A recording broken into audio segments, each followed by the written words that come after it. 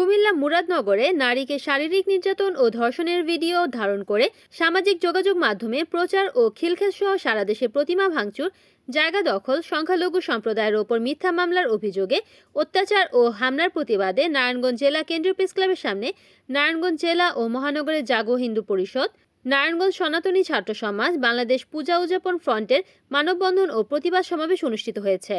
মানববন্ধন ও প্রতিবাদ সমাবেশে উপস্থিত ছিলেন জেলা শাখা সভাপতি সঞ্জীব মণ্ডল, কেন্দ্রীয় কমিটির সহসভাপতি কৃষ্ণ দাস কাজল, জেলা সাধারণ সম্পাদক সুজন দাস, মহানগর সভাপতি উজ্জ্বল ঘোষ, বাংলাদেশ হিন্দু মহাজোটের অ্যাডভোকেট রঞ্জিত দে, ছাত্র ফেডারেশনের সভাপতি ফারহানা মানিক মুন্না সহ হিন্দু সম্প্রদায়ের বিভিন্ন নেতৃবৃন্দ।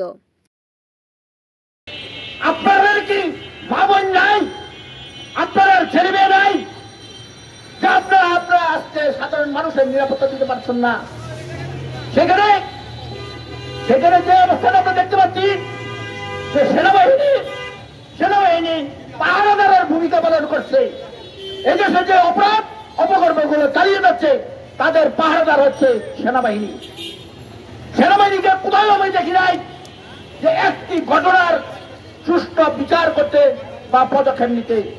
তারা যায় মাইরের আগে দৌড়ের পেছনে। তারা ঘটনা যখন ঘটে তখন তারা কোনো পদক্ষেপ নেয় না, পরবর্তীতে বিবৃতি দেয়, বিবৃতি দিয়ে ঘটনাগুলো পার করার চেষ্টা করে। আরে 1971 সালে এই দেশের রাজাকারের লিস্টে আমাদের হিন্দু সম্প্রদায়ের একটি লোকের নাম রাজাকারের লিস্টে নাই। রাজাকারও আপনারাই, আপনাদের মধ্যে রাজাকার আছে। রিপোর্ট করেছেন সুমন ইসলাম, NN টিভি, নারায়ণগঞ্জ।